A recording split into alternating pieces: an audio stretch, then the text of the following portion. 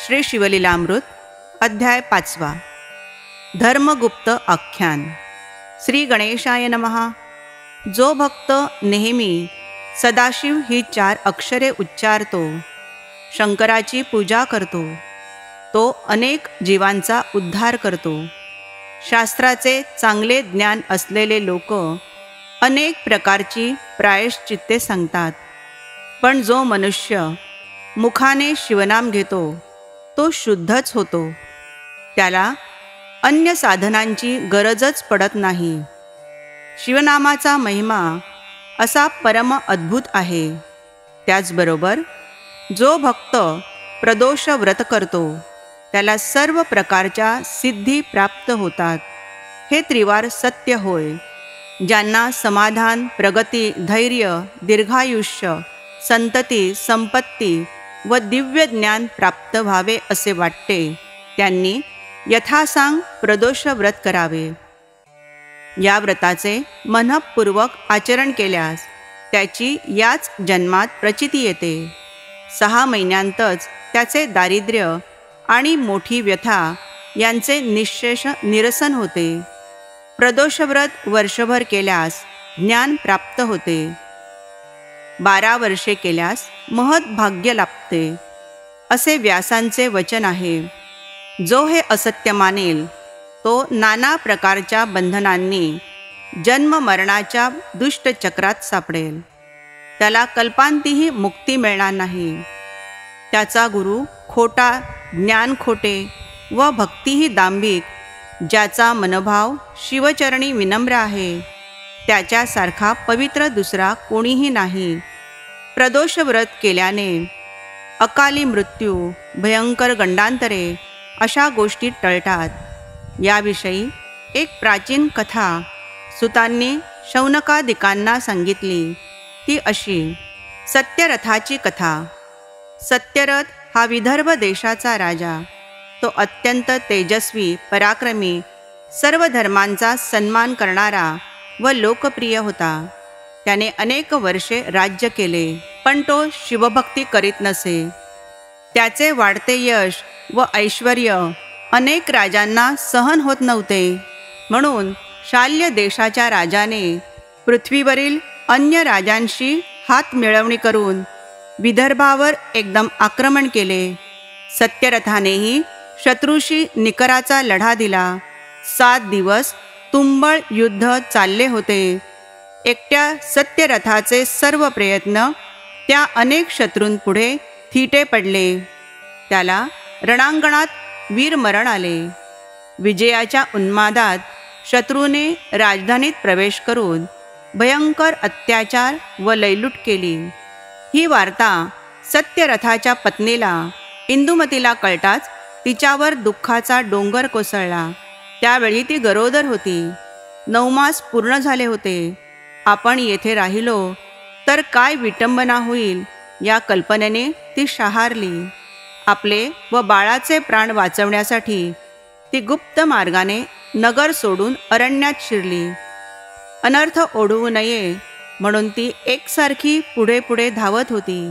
धावताना तिला सारखी धाप लागत होती, पायात काटे रुतत होते। कितीतरी वेळा ती मूर्छित होऊन पडली, पण सावध होताच शत्रूच्या भयाने अंगात त्राण नसूनही धावत राहिली। ती अतिशय सुंदर होती। मदनाला मोहित करेल असे तिचे लावण्य, सुकुमार देहयष्टी, मृगासारखे नयन, दात जणू हिऱ्यांच्या पंक्ती, अंगावर वस्त्राभूषणे धारण केलेली अशी ती राजपत्नी, जिने अखंड ऐश्वर्य भोगले। अनेक दासी अष्टोप्रहर जिच्या दिमतीला सूर्याची किरणे जिच्या चरणांनी कधीच पाहिली नाहीत, ती पतिव्रता राजपत्नी आज अगदी असहाय्य व दीन झाली होती। अश्रू भरल्या डोळ्यांनी अरण्यवाट तुडवीत होती। कर्माची गती गहन, ती कोणाला चुकली आहे। धावून धावून इंदुमती अक्षरशः थकून गेली। त्यातच तिला प्रसूती वेदना होऊ लागल्या। ती व्याकुळ होऊन जमिनीवर गडबडा लोळू लागली। मदतीसाठी मोठ्या आशेने सभोवार पाहू लागली, पण तिला कोणतीही मदत मिळाली नाही। तिच्या घशाला कोरड पडली. अंगात जराही शक्ती उरली नव्हती. ती तेथेच प्रसूत झाली. तिला एक तेजस्वी पुत्र झाला. त्या परिस्थितीतही तिच्या मुखावर समाधान तरळले, पण तहान सहन होईना. तिने बाळाला तेथेच ठेवले आणि कशीबशी रडत रखडत एका सरोवरापाशी आली. पाण्यात प्रवेश करताच तिला थोडे बरे वाटले, पण तेथेही दुर्दैव आडवे आले. तिने ओंजळीत पाणी घेताच एका मगरीने तिच्यावर झडप घातली आणि पाण्यात ओढत नेऊन तिला खाऊन टाकले. एका राजपत्नीला असा भीषण मृत्यू आला. धर्मगुप्ताची कथा. इकडे सत्यरथ इंदुमतीचा तो पुत्र अरण्यात एकटाच आक्रंदत होता. काय नियती असते पहा. ज्याचे मोठे कोड कौतुक व्हायला हवे, ज्याच्या जन्मानिमित्त नगरात जल्लोष व्हायला हवा, तो राजपुत्र अर्भकावस्थेतच अनाथ झाला होता. पाला पाचोळ्यात पडून ट्याहा ट्याहा असे रुदन करीत होता. त्या आवाजाने एखादे हिंस्र श्वापद त्याच्यापाशी फिरकले नाही. हेच मोठे भाग्य. असो, काही वेळाने उमा नावाची एक विधवा ब्राह्मण स्त्री आपल्या 1 वर्षाच्या मुलाला कडेवर घेऊन तेथून जाऊ लागली. तेवढ्यात तिला बाळाचे रडणे ऐकू आले. तिला मोठे आश्चर्य वाटले. ती आवाजाच्या रोखाने पुढे आली. ज्याची नाळही कापलेली नाही असा देखणा गोरा गमटा नवजात मुलगा एके ठिकाणी रडत असलेला पाहून तिचे काळीज गलबलले. ती विचार करू लागली, अरे देवा, या बाळाला येथे कोणी टाकले असेल? याचे जन्मदाते इतके निष्ठुर कसे झाले? आता याला कोण सांभाळेल? चौकशी करावी तर आसपास कोणीही नाही. काय करावे? हा कोण कोणाचा? याची जात कोणती? काही कळत नाही. असेच टाकून जायलाही जीव धजावत नाही. वाघ लांडगे याला खातील याची अवस्था बघवत नाही. ते काही नाही, आपण याला न्यायचे, त्याचे पालनपोषण करायचे. देव मोठा आहे, तोच सांभाळील. मी याला येथेच टाकून गेले तर देव आपल्याला कधीच क्षमा करणार नाही. तिने आपल्या मुलाकडे पाहिले, मग त्या तान्ह्या बाळाकडे पाहिले. मातृसुलभ वात्सल्याने तिचे हृदय भरून आले. डोळ्यात पाणी तरळले. तिने पटकन त्या बाळाला उचलले आणि त्याला प्रेमाने स्तनपान करवू लागली. पुन्हा एकदा तिच्या मनात संभ्रम निर्माण झाला. काय करावे? या बाळाला न्यावे की नेऊ नये? याची आई वाट चुकली असेल, ती परतून आली तर बाळ नाही असे पाहून तिला किती दुःख होईल. काही केल्या तिचा निश्चय होईना. तेव्हा भगवान शंकर साधूचे रूप घेऊन तिच्यापाशी आले व म्हणाले, हे ब्राह्मणी, ह्या बाळाला तू घेऊन जा, त्याचे नीट संगोपन कर. हा क्षत्रिय राजपुत्र मोठ्या भाग्याने तुला सापडला आहे. पण या गोष्टीची कोठेही वाच्यता करू नकोस. तुझ्या मुलासारखाच याचाही प्रतिपाळ कर. गरिबाला अकस्मात गुप्तधन सापडावे तशीच ही घटना आहे. तुझी पूर्व पुण्याई मोठी, म्हणूनच हा मौल्यवान ठेवा तुला लाभला आहे. त्यानंतर भगवान शंकर क्षणार्धात अंतर्धान पावले. उमेच्या मनातील शंकेचे पूर्ण समाधान झाले होते. दोन्ही मुलांना बरोबर घेऊन ती पुढील मार्गक्रमण करू लागली. शुचिव्रत हे तिच्या मुलाचे नाव. तिने राजपुत्राचे नाव धर्मगुप्त ठेवले. या दोन्ही मुलांना कडेवर व खांद्यावर घेऊन ती घरोघरी भिक्षा मागत असे. तिला विचारणा केल्यास हे दोघे माझेच पुत्र आहेत असे सांगत असे. अशा प्रकारे हिंडता हिंडता काही काळाने ती एकचक्रा नावाच्या नगरात गेली. तेथे भिक्षा मागत फिरत असताना तिने एक शिवालय पाहिले. तेथे अनेक ब्राह्मण जमले होते. गाभाऱ्यात ऋषीश्रेष्ठ शांडिल्य शंकराची विधियुक्त पूजा करीत होते. उमा दोन्ही मुलांना घेऊन त्या मंदिरात प्रवेशली आणि एका जागी बसून शंकराची पूजा पाहू लागली. तेव्हा तिला व तिच्या मुलांना पाहून शांडिल्य म्हणाले, कर्मगती कशी गहन असते पहा. हा एक राजपुत्र, पण आज हीन दीन होऊन नशिबात लिहिलेले भोग भोगत आहे. या गरीब ब्राह्मणीच्या सहवासात हाल अपेष्टा सोसत वाढतो आहे. ते ऐकताच उमेने शांडिल्यांचे पाय धरले व त्यांना विनंती करीत म्हणाली, महाराज, आपण त्रिकाल ज्ञानी आहात, समर्थ आहात, भूत भविष्य जाणता. माझ्यावर कृपा करा. या माझ्या एकट्या मुलाबद्दल काहीच सांगा. तो कोण आहे? त्याचे माता पिता कोण आहेत? ते जिवंत आहेत की नाहीत?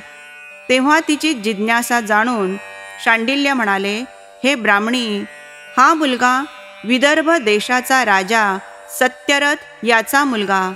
हा सत्यरथ पूर्वजन्मीही राजाच होता. प्रदोषकाली प्रेमपूर्वक शिवपूजन करीत असे. एकदा शत्रूने त्याच्यावर आक्रमण केले. त्याच्या नगराला चहूकडून वेढले. तेव्हा तो शिवपूजेत मग्न होता. शत्रूचा गलबला ऐकून तो पूजा अर्धवट टाकून उठला. शस्त्र सज्ज होऊन रणांगणाकडे धावला. तेवढ्यात त्याचा प्रधान येताना दिसला. शत्रूचा पराभव करून त्याने त्यांना धरून आणले होते. राजाने त्याचा शिरच्छेद करण्याची आज्ञा दिली. या विजयाच्या उन्मादात आपले शिवपूजन अर्धवट राहिले आहे याचेही त्याला भान राहिले नाही. त्याने तसेच भोजन केले. त्या दोषामुळे या जन्मात सत्यरथ अल्पायुषी होऊन शत्रूकडून मारला गेला. म्हणून शिवपूजन अर्धवट सोडू नये. याच्या मातेने पूर्वजन्मी आपल्या सवतीचा वध केला होता. त्या सवतीने या जन्मी मगरीच्या रूपाने तिचा जीव घेतला. स्वतःच्या स्वार्थासाठी दुष्ट बुद्धीने जे जे कर्म करावे ते सर्व कालांतराने दुःख रूपाने भोगावेच लागते. या धर्मगुप्ताबद्दल काय सांगावे. याने गेल्या जन्मी कोणतेही शिवव्रत केले नाही. म्हणून या जन्मी राजपुत्र असूनही हा लहानपणीच अनाथ पोरका झाला. अरण्यात एकाकी पडला. त्याला मातापित्यांचे सौख्य लाभले नाही.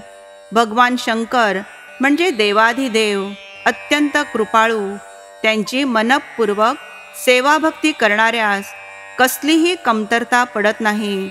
म्हणून प्रदोषकाळी एकाग्र चित्ताने शिवपूजन करावे.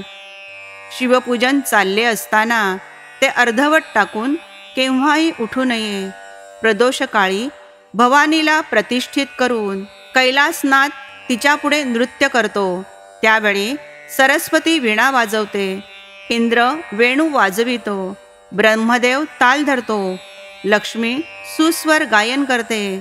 तर विष्णू मृदंग वाजवून शिवाच्या नृत्य गतीला साथ देतो. कुबेर हा शंकराचा प्राणप्रिय मित्र. तो हात जोडून समोर उभा राहतो. यक्ष, गंधर्व, किन्नर, सूर आणि असुर विनम्रतेने सन्मुख उभे असतात. प्रदोषकाळचा महिमा असा अगम्य आणि अनाकलनीय आहे. तो वेदशास्त्रांनाही कळत नाही. शांडिल्यांचे बोलणे पूर्ण होताच उमेने विचारले, ऋषीवर्य, हा माझा मोठा मुलगा शुचिव्रत, त्याला या जन्मी दारिद्र्य का आहे?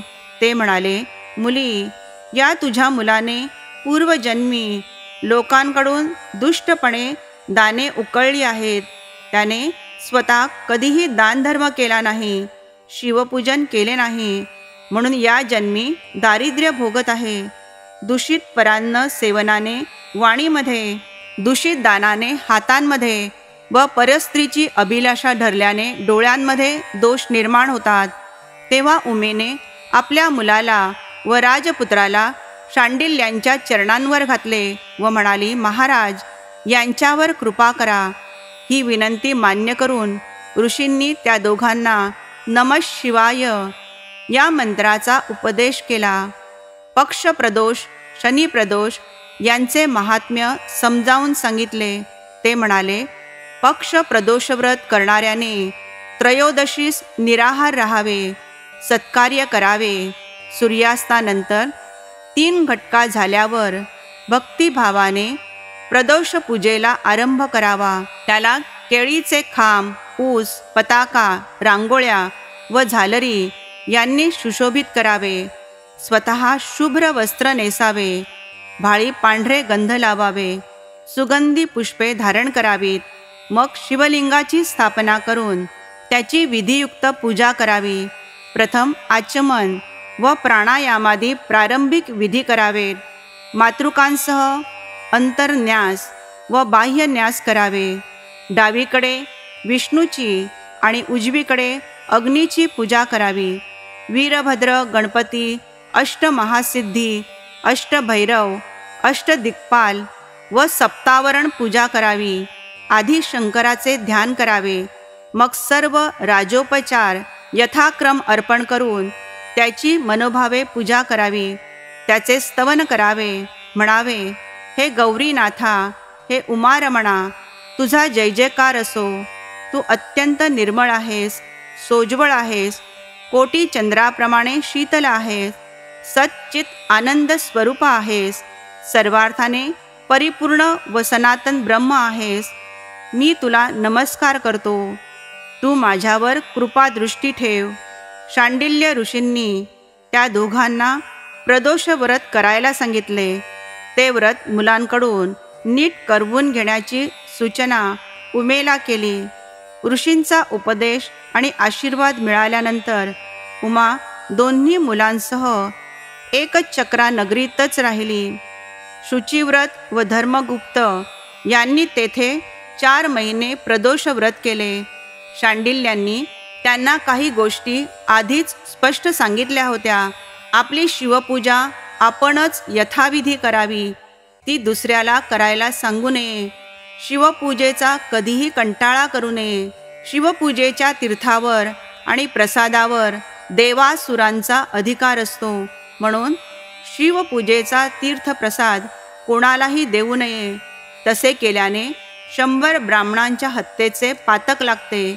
शिवपूजेची सामग्री व साहित्य यांची कधीही चोरी करू नये, ते तर महापाप आहे. शंकर स्वतः महान त्यागी आहेत. त्याच्या सेवेसाठी, पूजेसाठी स्वकष्टार्जित धन वेचावे, स्वतः परिश्रम घ्यावेत.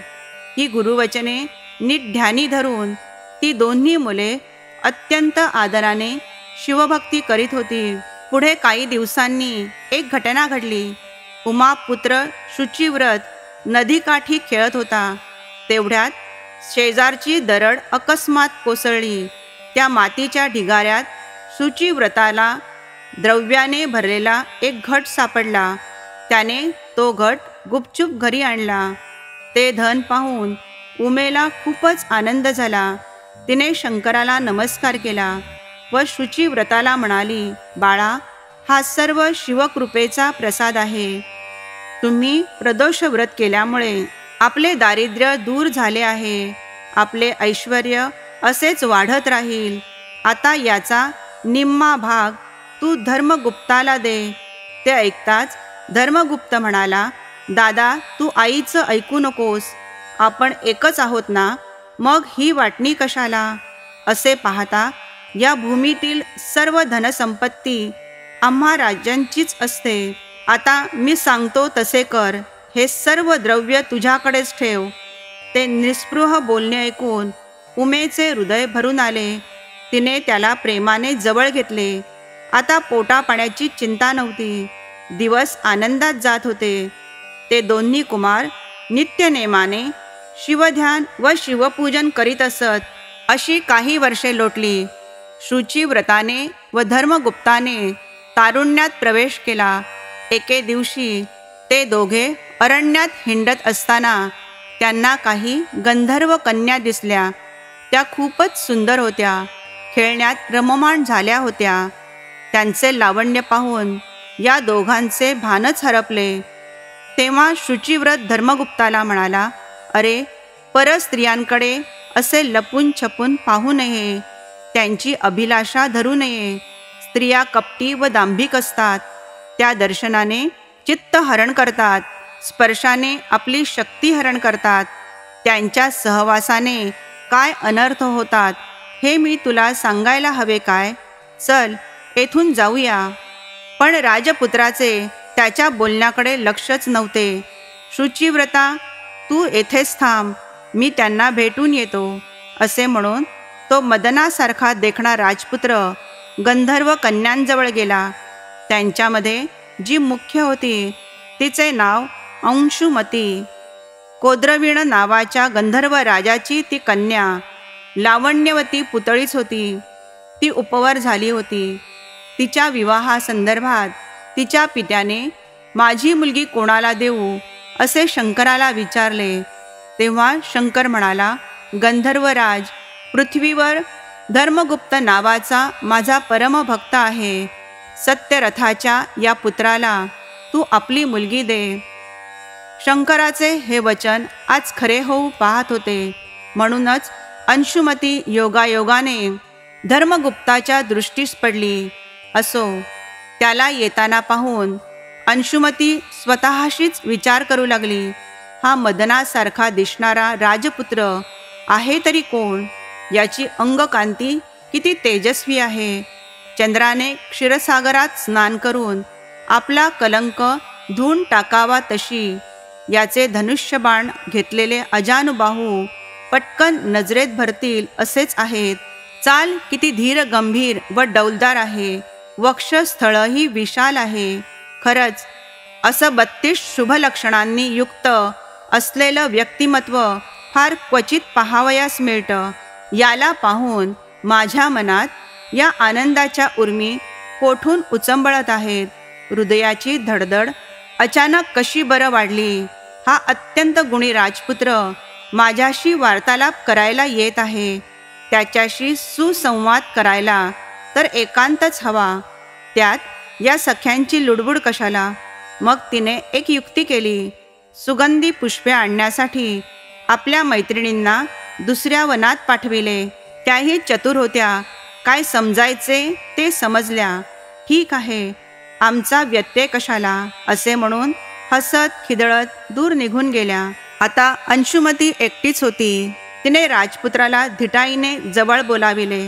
झाडाची पाने पसरून त्याच्यासाठी आसन तयार केले. त्यावर कोवळ्या डहाळ्या पसरून ते मऊ केले.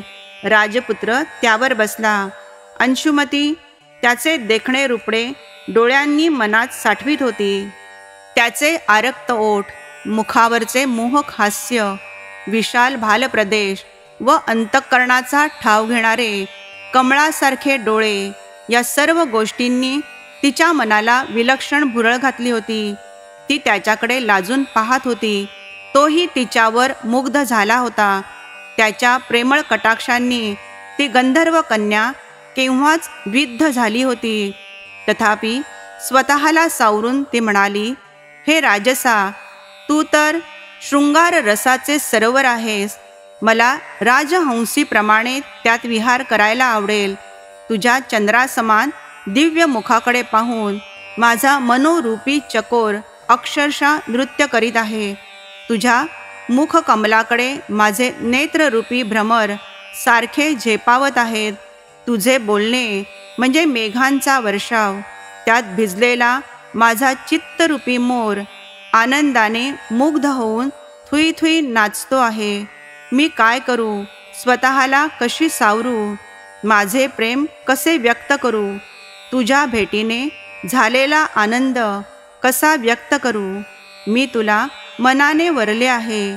बोलता बोलता तिने स्वतःच्या गळ्यातली मोत्यांची माळ काढून धर्मगुप्ताच्या गळ्यात घातली आणि आता मी काया वाचाने तुझीच पत्नी झाली आहे असे म्हणून त्याच्या चरणी मस्तक ठेवले.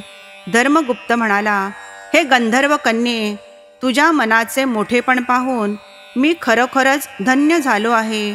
तू मला वरलेस हेही ठीक आहे, पण मला आई नाही, वडील नाहीत. मी राजभ्रष्ट पित्याचा मुलगा. एका गरीब ब्राह्मणीने मला वाढविले. तू लाडाकोडात वाढलेली, सर्व प्रकारची ऐश्वर्य भोगणारी. तुझे वडील मला जावई म्हणून स्वीकारतील का? म्हणून माझा विचार सोडून दे. अंशुमती म्हणाली, त्यांची चिंता करू नको. मी माझ्या पित्यांची संमती घेऊन 3 दिवसांनी येथे परत येईन. तेव्हा आपण विवाह करू. माझे वडील या प्रस्तावाला आनंदाने होकार देतील याची मला खात्री आहे. धर्मगुप्तालाही ते पटले. 3 दिवसांनी पुन्हा तेथेच भेटायचे असे ठरवून त्याने तिचा निरोप घेतला. अंशुमती आपल्या सख्यांसह गंधर्व लोकी गेली. पित्याची भेट घेऊन त्याला आपले मनोगत सांगितले. तेव्हा शिववचनाप्रमाणे सर्व योग जुळून येत आहेत हे पाहून कोद्रमीण गंधर्वाला आनंद झाला. त्याने तिला तात्काळ होकार दिला. पित्याची आज्ञा मिळाल्याने त्या गंधर्व कन्येचे अंतःकरण सुखावले. आपल्या सुखी वैवाहिक जीवनाची स्वप्ने ती रंगवू लागली. धर्मगुप्ताने आपल्या बंधूला शुचिव्रताला सर्व हकीकत सांगितली. ते ऐकून त्यालाही खूप हर्ष झाला. त्या दोघांना श्रीगुरु शांडिल्यांचे वचन आठवले. हा सर्व त्यांच्याच कृपेचा प्रसाद आहे हे त्यांच्या लक्षात आले.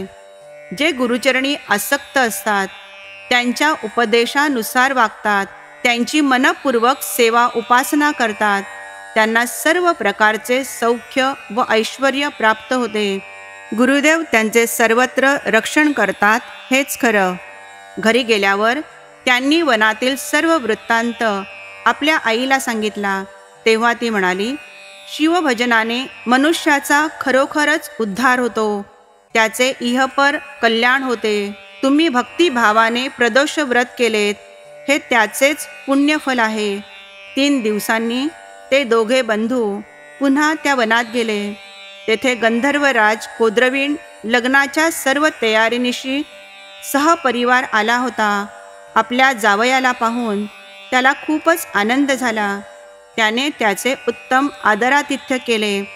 छत्र, सेना व पालखी पाठवून उमेला मोठ्या सन्मानाने तेथे बोलावून आणले. 4 दिवस चाललेल्या त्या विवाह सोहळ्यात सर्व विधी यथासांग पार पडले. गंधर्व राजाने उमेला स्वर्गातील दिव्य अमूल्य अशा नानाविध भेटवस्तू दिल्या. जामात धर्मगुप्ताला 1,00,000 रथ, 1,00,000 घोडे, 10,000 हत्ती व 1,00,000 दासदासी, अक्षय धनकोश, दिव्य रत्नांच्या राशी, दिव्य धनुष्य व अक्षय भाते, अपरंपार सेना, महापराक्रमी असा गंधर्व सेनापती आणि भरपूर वैभव दिले. अंशुमती दिव्य रथात बसून पतीसह सासरी आली. गंधर्वराज आपल्या लोकी परत गेला. पुढे काही दिवसांनी धर्मगुप्ताने चतुरंग सेनेसह विदर्भावर स्वारी करून राजधानीला वेढा घातला. नगर दुर्गावरून तोफांचा भडीमार होऊ लागला. पण गंधर्वांचे बळ अफाट होते. शत्रूचा बिमोड करून त्यांनी राज्य परत जिंकून घेतले. दुर्भर्षणाने सत्यरथाचा वध केला होता. धर्मगुप्ताने त्याला जिवंत पकडून आपला अंकित केला. या विजयाने धर्मगुप्ताची सर्वत्र कीर्ती झाली. देशोदेशीचे राजे त्याला कारभार देऊ लागले. पुढे एका उत्तम मुहूर्तावर तो सिंहासनारूढ झाला. त्याने आपली पत्नी, माता व बंधू यांच्यासह पुष्कळ वर्षे उत्तम राज्यकारभार केला. शुचिव्रताला युवराज पद दिले. शांडिल्य गुरूंचा थोर सन्मान करून त्यांना दक्षिणा म्हणून अपार धनदौलत, दिव्य रत्ने, आभूषणे व वस्त्रे दिली. शिवकृपेने त्याच्या राज्यात दुष्काळ, दुर्भिक्ष अशी कोणती परिस्थिती कधीच उद्भवली नाही. आधी व्याधी, दुःख, शोक, कलह, विघ्ने या सर्व गोष्टी समूळ नाहीशा झाल्या. सर्वत्र सुख, शांती, समृद्धी नांदू लागली. त्याने लोकांच्या हिताच्या अनेक गोष्टी केल्या. त्यामुळे त्याचे प्रजाजन, ब्राह्मण व नातलग त्याला नेहमीच आशीर्वाद देत. त्याच्या कारकिर्दीत घरोघरी आनंदी आनंद होता. अशा प्रकारे त्याने सर्वांना सुखी केले. कालांतराने त्याने आपल्या पुत्राला सुदत्ताला राज्याभिषेक केला. राज्य व्यवहाराची सर्व सूत्रे त्याच्या हाती सोपवून तपश्चर्येसाठी वनात निघून गेला. तेथे शंकराचे अहोरात्र ध्यान करू लागला. त्याच्या आराधनेने प्रसन्न झालेल्या कैलासनाथाने दिव्य विमान पाठवून त्याला, त्याच्या पत्नीला, मातेला व बंधूला शिवलोकी नेले. त्यांनी शंकराचे दर्शन घेऊन त्याला साष्टांग वंदन केले. त्याचे मनोभावे स्तवन केले. तेव्हा त्या पतित पावन शंभू महादेवाने त्या सर्वांवर कृपा केली. त्यांची अक्षयपदी स्थापना केली. सूत पुढे म्हणाले, श्रोते जन हो, हे धर्मगुप्ताचे आख्यान जे श्रवण करतील, सद्भावाने पठण करतील, लिहितील, याचे रक्षण करतील आणि याला अनुमोदन देतील, त्यांची सर्व पातके नष्ट होतील.